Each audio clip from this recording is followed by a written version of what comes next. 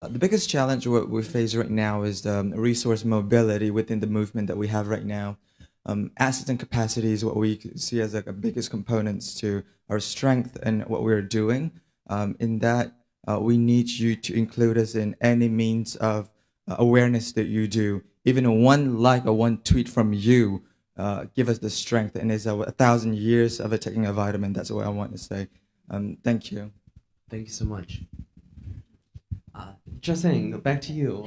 What are some ways that we can be supporting you in your work? Thank you. Because there are a couple of things that we have been working on. Maybe I might take more time again. Yeah. Apologies for that. So starting off with the awareness. Because so we have been trying to raise awareness. Especially with the religious freedom and the concept of like what religious freedom really means. But then again, the question is what next? After the awareness, what are you going to do with that? And we have some like expected unexpected outcomes, such as like where young leaders taking the chances, and also with the the new sort of like a learn education that they have started to work with detained religious leaders. So that's really positive thing coming out of that. But then the other like the thing is where are the media attention for what has happened in Myanmar, because this is again because of like the media repressions in Myanmar, where things are not going to be reported timely in a timely manner to the global platform, where if by the time that you might have heard about like Dr. Simpson cases, it has already passed for like 2-3 days already, where like a person like me has already started working with the family members on the very back door, supporting them to connect with the global advocacy, or like a working group on like a detention, or like or enforced disappearance cases. So these are very dire situation where you need a timely reporting plus like a media coverage. So this would be the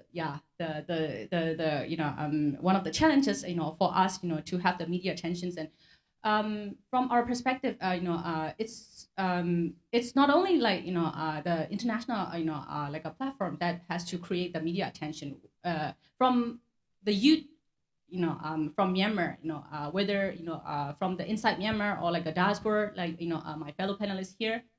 We also need to like be proactive in creating and alerting news that has happened, because if the media is not coming to us, we have to go to the media. That's what I have been like learning these days, like learning, unlearning, that's happening with these, especially these days, and that's something that I have to reflect on as well. And for that, we need some sort of like a platform to connect, the spaces, and the gaps, to connect with diaspora youths and also the youth inside Myanmar, where the youth inside Myanmar can actually, brief about what has actually, happening in Myanmar, and also what has been their experience, and in that way, the diaspora youths, can be like a real advocates, because compared to the risks, like a conflict analysis, that you would have called in like NGO terms, the diaspora youth would be the in a very like a better positions to advocate about what has happened in Myanmar, in the most safest way, where it has already been, the risk has been already like mitigated,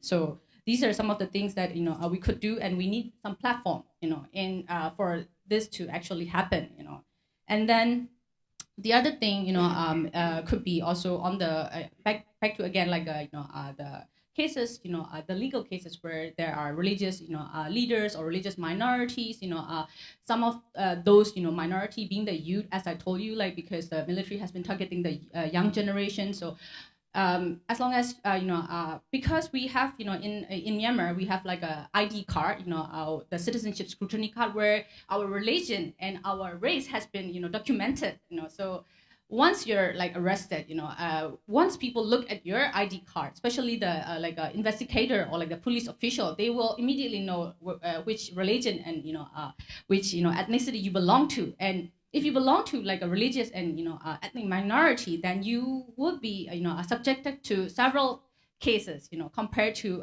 majority issue. For example, like myself, coming from like a Kachin, which is one of the like a ethnic minority group, and belonging to Christian community, again the a religious minority group.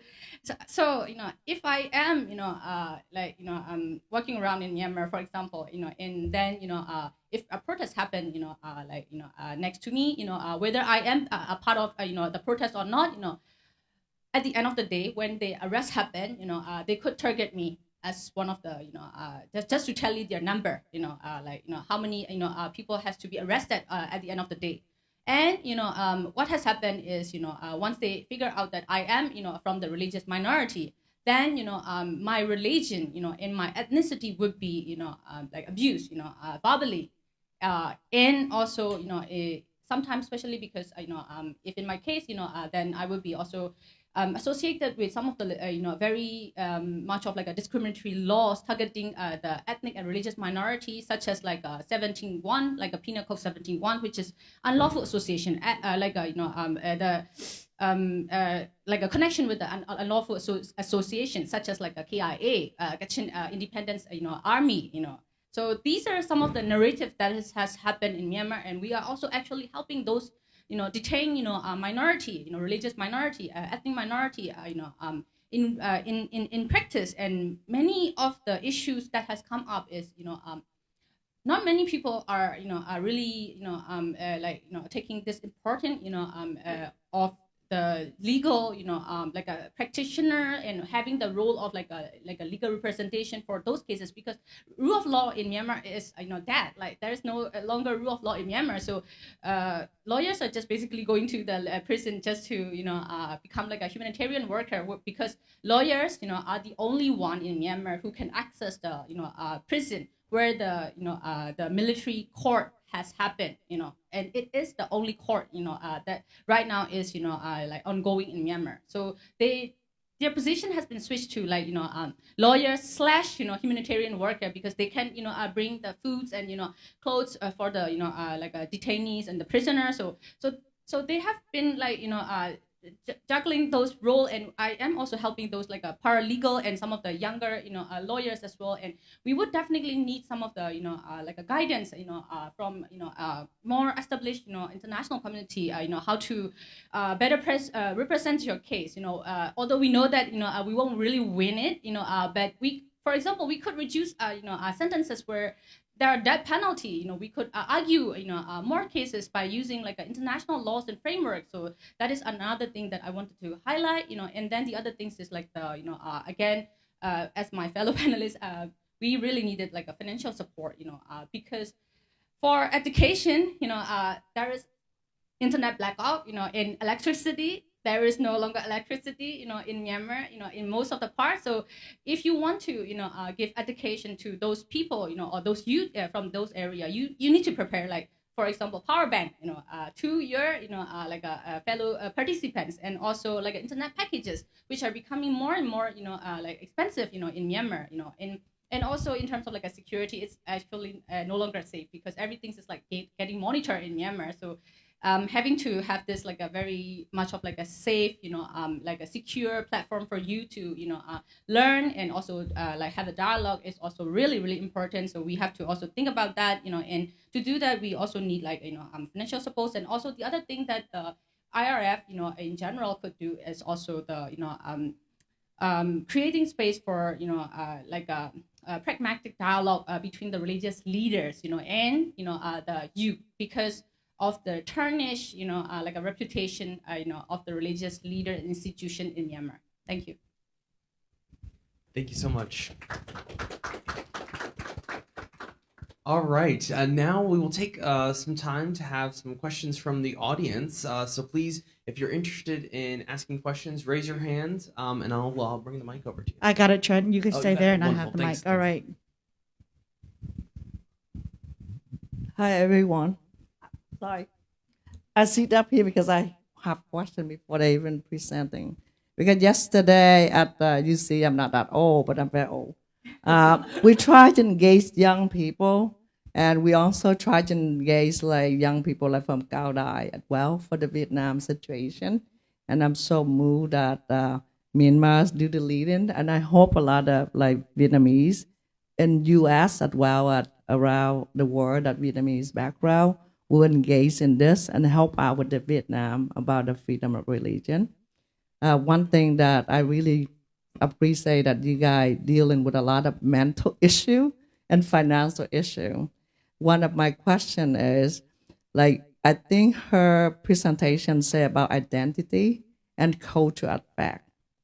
You are always who you are, but when you come out to interact with the world, how do you present yourself? That is something that you have to kind of work together at the group. But as you see, the minority is women up here, right? And train is only one. And that's where we want the majority of people up here should be equally men and women. So how do you feel with this issue? Train don't have to answer this. Because at the feminine, right, when you encounter with your own culture, this is hard when you go back because it's easier at here, right? But how do you like ask to support in the country, like the people who come from your background, would they not understand about feminine? That is one thing that I ask for. Any of you can answer it. Okay, let me. I think we'll give that one to John. Since that was kind of your directed at some of your remarks. What are some ways that you found to culturally engage some of the folks who are here in the United States from the Burmese diaspora? Thank you for your question. I would say some of the ways that we have engaged through GM4MD at least is like through social media and especially like these people culture events, what we call them. It's engaging with youth like ourselves and featuring different ethnic persons to talk about their culture, what it was like growing up in a diaspora community or just a country that was outside of Burma, and just sharing like, the experiences. It was really interesting.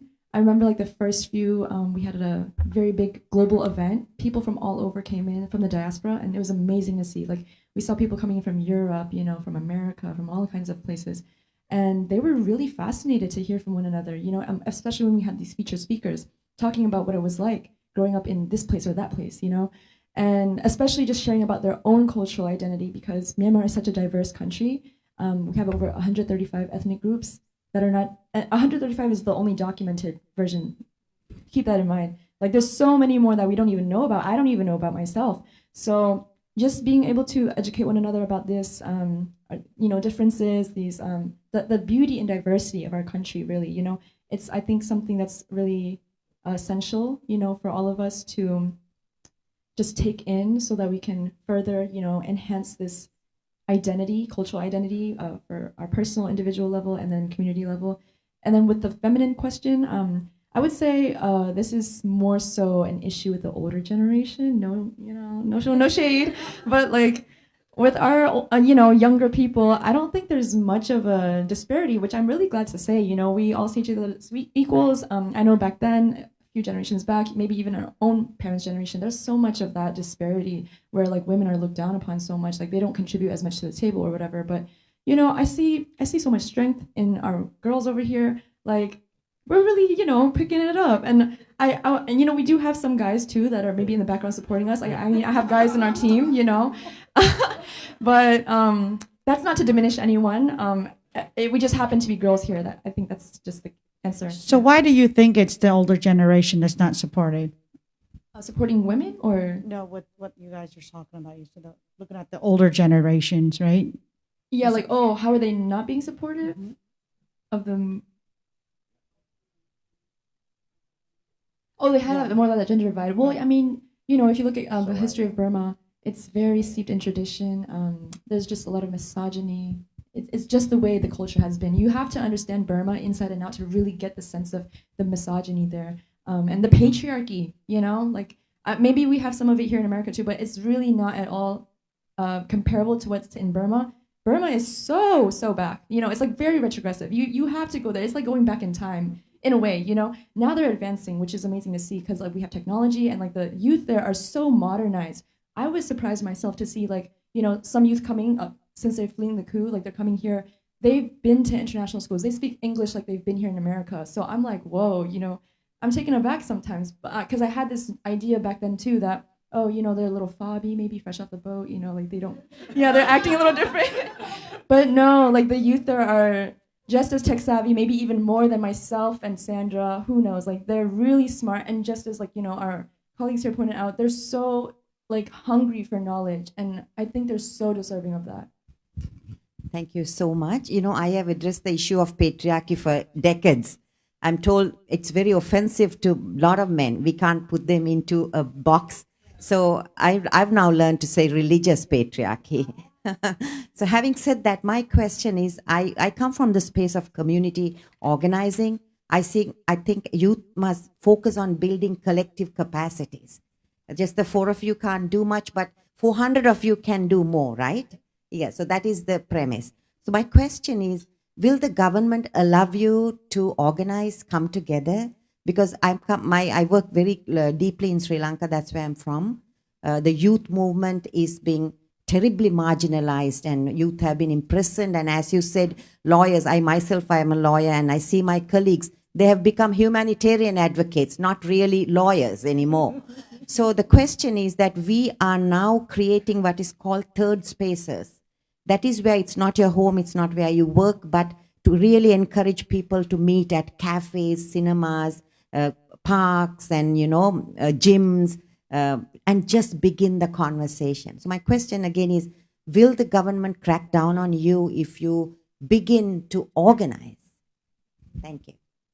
Yeah, I know there have been a lot of challenges and very brutal crackdowns on some of the young leaders who have stood up, but I'm going to give this question over to Jasang to share some of the challenges that are facing there. Thank you for the question, you know, and also, yeah, before I go with the question, I think, you know, with the feminist, you know, question, you know, I just wanted to address that, you know, I think I am quite actually happy to see that, you know, almost all women, you know, panelists here, because I'm so proud of that, you know, and to be a part of like this, you know, all women, you know, panel, because oftentimes that, you know, women, you know, are not, you know, given spaces, you know, or, you know, if it is given spaces, just to, you know, like count the number, you know, like, you know, tick the box, you know, and here we are, you know, on a panel where all of our panelists, you know, and including our moderator has been, you know, very, you know, much of like a, you know, like a discussing, you know, things that, you know, we need to really push out, you know. So yeah, I just wanted to yeah, say that, you know, I'm very proud to be part of like this panel. And, you know, in order to address your question, you know, first of all, like the question with the, you know, the government, you know, like again, I'm maybe too sensitive with the, you know, the wording, you know, here, like, you know, the government, you know, meaning that the de facto, you know, military, you know, regime, you know, that is like taking, you know, control of, you know, Myanmar. Where will they, you know, allow us, you know, for the, you know, the organizations and, you know, movement? Of course not, because like, you know, youth, you know, has been, you know, the forefront of their target, you know, like arrest or like detentions or whatever, you know, way to oppress, you know, happening, the things that are happening in Myanmar. So, yeah, from our experience, you know, no, they won't. And, you know, legally speaking as well, there are, you know, laws that, you know, they have amended, you know, and put out, you know, which is, you know, NGO registration law. So if you have like a, you know, former, you know, like already established, you know, NGOs, or, you know, if you want to, you know, establish a new NGO, you have to go through this NGO registration, you know, like a law, you know, according to this law. Then you have several of like, you know, challenges, you know, and scrutinizations, you know, that you have to pass through, you know. It's not only like, you know, like, you know, the level of the scrutiny is, you know, like too, like, you know, pervasive, you know, to the extent that, you know, you don't have any privacy anymore, you know. In all of those youth, you know, participations, or like a, you know, like a mingling of the youth would be considered as a threat, you know, for many of the many parts of like Myanmar. So I don't think this will be allowed. So most of the things that I have spoken is happening usually online. And if it is happening in person, because we are also organizing some in person event as well, but in a very, very safe and secure space. Thank you. Questions?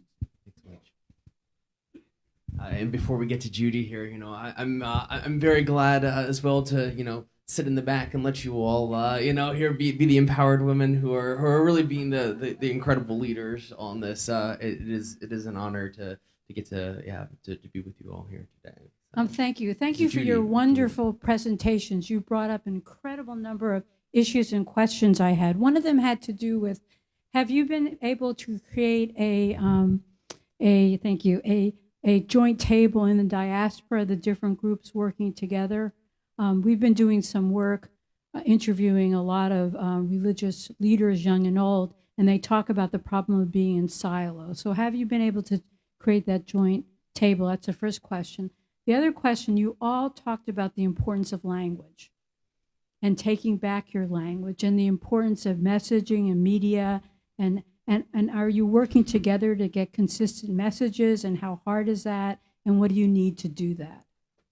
Great questions. Great questions. Would one of you? I'll let you fight this out between Esther and Emily. Which one would you like to take one of those? Okay.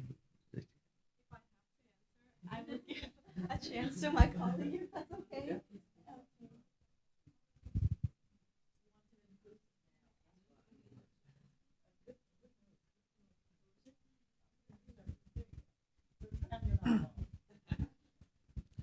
Sorry, can you be more specific on the question? I kind of can you just repeat the question real quick? I'm sorry. You just asked about the joint table or the language. The language. So everyone there talked about the importance of languaging and the importance of taking back the language and social media, taking back the language, especially, let's say, with the religious leaders. And so the question is, have you been able to develop joint message points throughout the groups, and how are you doing it, and what are the challenges with the messaging, and what's the challenges with getting the message out? Thank you again for answering that question. With the language, Burma is very diverse, and we have, going back to it, we have many different, villages, in which creates many different dialects and languages and such. And over here, we do have people that speak Burmese, people that speak Chin, and that's going back to the government, not being able to, get us united under one language, common language. And so language has been a very important factor in communicating. With here, we have tried to get together. We have tried to talk about what we can do, and when going back to what do we need help? We need help with everything, and we need help with just providing aid to our country, and all of that. And that is because, as you can tell, we're all young. We're trying to learn, and these things changes every time. There'll be a bomb attack. We don't know when it's going to happen next. There'll be other news. And so every time when there's things like that, we have to adapt. And so we have to communicate right away. Okay, what can we do? What can we do? How can we help them? How can we give aid? And so that's how we communicate right away. Of course, the communication, going back to Burma, is very hard to communicate with them. There's many people fleeing from one place to the other, not having the technologies and the cell phones, And so it is very hard to get across them. But yes, over here, we do try our best to make sure that we come up with one thing and work together and such. And so that is going, okay. Wonderful. And actually, before we go on to the next question, I want to get back to Judy's first question, which I thought was really good, and I want to have that be addressed here. So, just saying, would you share with us a little bit about are there ways that you've been able to work together with diverse, both ethnically and religiously diverse communities, and try to break down those silos in any platforms, or has that been a challenge?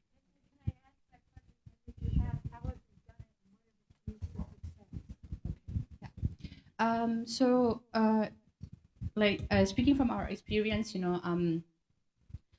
working with different, actors, in Myanmar, especially religious leaders and also the young, like a generation, of course, the language that you have to, use, have to adapt into, what sort of actors that you are going to interact with, So if it is like a, a religious leader, of course, then, you have to really understand about like the, the patriarchal society and the misogynist, ideas and things, that has been entrenched in their, upbringing. So we have to really, go back to that level because if you're going to talk about like, what gender inclusivity directly to those religious leader, then you won't stand a chance to have another meeting with them. Yeah, that's a reality. That's a reality happening in Myanmar. Like, for example, like religious freedom. If you wanted to directly bring that, I'm working on like a religious freedom. Do you want to be a part of it, or like do you want to document the religious, violations happening in your, community? Maybe this is too sensitive for them, So, it's not, sometimes you have to like really, be very creative, and understand your, actors to interact, at a different level, So that goes the same for like a young generations as well. And then the other thing with the, so it's always like the challenges here is, because I'm from like Myanmar, I still like living in Myanmar and like still talking to Myanmar, and I have this understanding, of like communicating and maybe to convey the messages, in a very much like localized manner, but for many of our fellow panelists and also some of the diasporas who may or may not be well understood, have a well informed information about like what has happened in Myanmar, and that could be some challenges, and for your suggestion, we really wanted to take that into considerations, and we wanted to address that. Like, we haven't really have a chance to really come together in a joint table and to start working on the messaging, but we have some ideas, and we have some project that we wanted to work on. So that's like the question. Thank you. We have 2 more questions, and then we're going to wrap it up. Actually, Jan had really wanted to answer that question too, so we might actually end up wrapping up on this one. But I just think this is a really good discussion point that I wanted to fully address. Thank you so much. I want to keep it short and sweet to the point. So USACM is the first thing that came to my mind when you were asking that question about how are we convening. USACM stands for United States Advocacy Coalition for Myanmar. We're a group comprised of about like 20 plus organizations, and we were like the force that pushed behind for the Burma Act. I see Uncle Simon here. He's from ICR. He's happily part of that. I'm very happy. And we also have bridging the gap between Native youth in Myanmar and then the diaspora. That's a very big need. So that's something that is actually part of our vision as well, that we are working to achieve. We haven't been able to accomplish it yet, but we aim to do that someday. And, we envision having a global conference, something like that, and I'm really grateful for spaces like this, like the IRF, because this is definitely a start. I didn't know any of these people until today, so I'm really grateful for that. I hope to build upon that in the future. And what was the last part of the question again? It was language? Okay, yeah, that was good. Appreciate that. Go ahead. Yes. Very much focused on Ukraine at the moment, and I'm just wondering on its defense as well, especially. How do you see yourself defending your ethno-religious communities, especially yours? And are you working in collaboration with others, such as the Karen National Liberation Army or, cross-country ethno-religious groups? How do you see yourself developing that, and how can we help?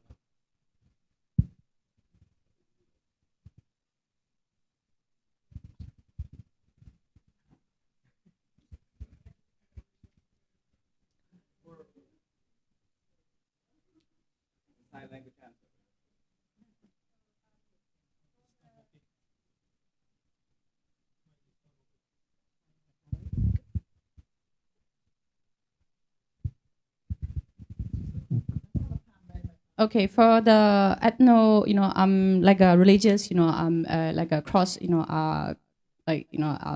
learning, that has been one of our, agenda but we weren't able to do it very in a good way. I to be honest, because of all the challenges that we have posted earlier, like internet, and again, like people are fleeing from one place to another, and also yeah, and that's why I think the diaspora youths, and also the native youths are trying to sort of connect through indirect way, I think, because many of the diaspora youths represents very diverse ethno-religious community, and they do have their own affiliated institutions and also their identity. So maybe that is a way how we can maybe start off with our going back to our roots and also addressing some of the challenges, and would be good if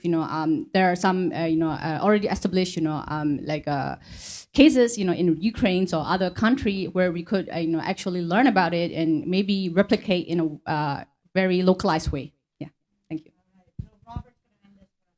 Wonderful. Over to you, Ambassador. I'm really enthusiastic. Thank you very much for your energy. And I would like to tell you just one short joke, okay? I told you about the authoritarian regime that I lived through. And in 1968, there were many people, they said, the authoritarian regime will fall down in 1 or 2 years. It didn't happen. It took another 20 years, but it happened. And without all the people like you are now, it wouldn't happen. So I would like to give you the hope. So continue, because once it will happen. Thank you very much. Oh, and this is a wonderful example as well too. Oh, sorry, we'll have to. I think we're having to have to wrap up now. So, after 40 years, the same happened in Sri Lanka. And I think we have a lot of hope with these young leaders leading the charge as well on these issues. And this is a case study as well of young leaders really taking leadership on this issue. And this is something that ethnic groups around the world on your issue. You can take charge on things of international religious freedom, and you can make a difference for your communities, and you can stand with other communities, not only for your own, but also standing together for religious freedom for everyone, everywhere here at the IRF Summit. So thank you so much, and I think Dr. Tong is going to close us out. Yes, thank you. First of all, thank you, Trent. And I'm so proud to see a panel of young ladies there. They are working in one of the most challenging environments on earth, right? That's Myanmar. Secondly, I'm so deeply moved about your story, Emily, about that young student who emailed you saying, I'm so sorry, I cannot make it. I had a similar experience with you, Emily, because you were so excited to join this IRF Summit, and then a few days later when she learned that she had to pay to attend. So she sent me an email saying, Dr. Tang, I'm so sorry, I cannot afford this. And then luckily, there's a scholarship offered by the IRF Summit from the money from none other than Ernest Cantor Freedom. He auctioned his sneaker and he provided the scholarship from that auctioning. So that's great. I'd like to acknowledge the IRF Summit Steering Committee and RFI Religious Freedom Institute for the scholarship. Otherwise, we would not have you here, Emily, a young leader. Thank you very much. Thanks. Making us cry again, huh? Thank you, everybody, for being here. Have a great day. Thank you, Dr. Tang. Yes, absolutely. Thank you, Dr. Tang. All right, we'll get some pictures here. Other female leaders. If you feel like female leaders, come on up to the stage. We like all the female leaders, please. All the ladies. All the single ladies. I'm kidding. All the ladies up here, please.